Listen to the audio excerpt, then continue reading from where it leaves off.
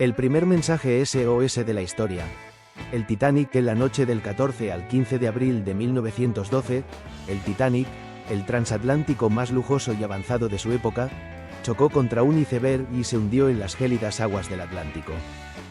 Más allá de la tragedia que cobró la vida de más de 1.500 personas, esa noche marcó un momento histórico en la comunicación marítima. Por primera vez, se envió un mensaje de auxilio utilizando el código SOS, que luego se convertiría en la señal de emergencia universal.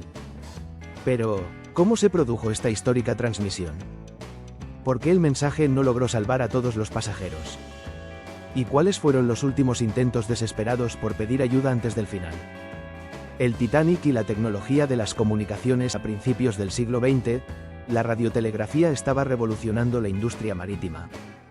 Botado en 1912, el Titanic estaba equipado con los sistemas de comunicación más modernos de la época, proporcionados por la Marconi Company.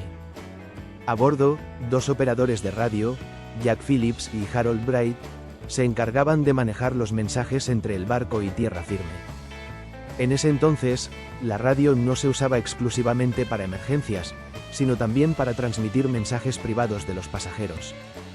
Los operadores del Titanic pasaban la mayor parte de su tiempo enviando y recibiendo telegramas para los viajeros, priorizando estos sobre los avisos de navegación. Este detalle aparentemente menor resultó fatal. Muchas advertencias de icebergs enviadas por otros barcos cercanos fueron ignoradas o dejadas de lado, consideradas menos urgentes que las comunicaciones de los pasajeros.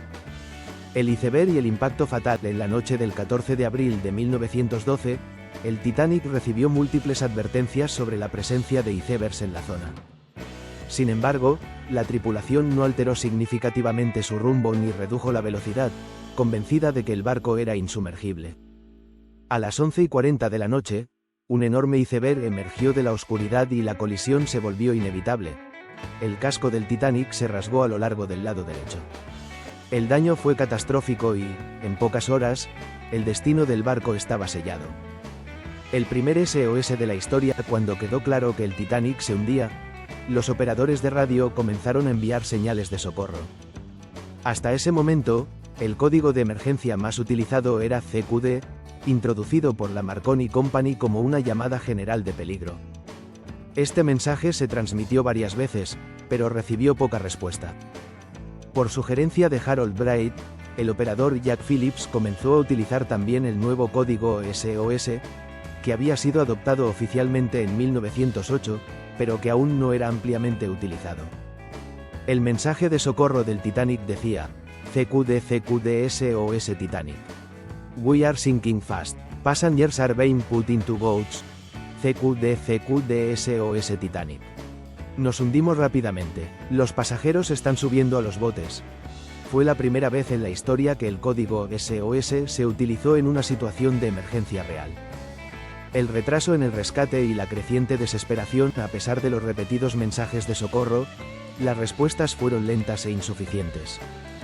El barco más cercano, el Californian, no recibió la señal porque su operador de radio había apagado la estación por la noche. El Carpathia, en cambio, captó el mensaje y se dirigió inmediatamente hacia el Titanic, pero estaba demasiado lejos para llegar a tiempo. Mientras tanto, el pánico se apoderó del Titanic.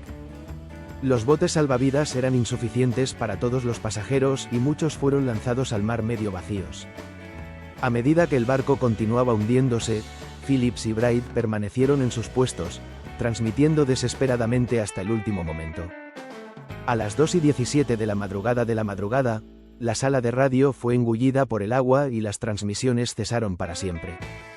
Minutos después, el Titanic se partió en dos y desapareció en el océano. El impacto en la seguridad marítima. El desastre del Titanic provocó una revisión profunda de las regulaciones de seguridad marítima. En 1914, se estableció el Convenio Internacional para la Seguridad de la Vida Humana en el Mar, SOLAS, que impuso normas más estrictas sobre las comunicaciones de radio a bordo y obligó a mantener operadores de radio activos las 24 horas del día. El código SOS fue adoptado oficialmente como la señal de socorro universal debido a su simplicidad y fácil reconocimiento. Desde entonces, ha sido utilizado en innumerables situaciones de emergencia, salvando vidas en el mar y en tierra.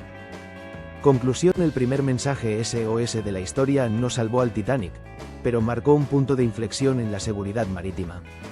La tragedia impulsó al mundo a mejorar las comunicaciones en el mar, evitando futuros desastres. Hoy en día, el legado de aquella noche sigue vivo en las modernas tecnologías de rescate y en la conciencia de que una comunicación rápida puede marcar la diferencia entre la vida y la muerte. El Titanic aún descansa en el fondo del Atlántico, un monumento silencioso a lo que ocurrió aquella noche. Pero su última señal, su grito de auxilio, sigue resonando en la historia, recordándonos cuán frágil es la existencia humana ante el poder de la naturaleza.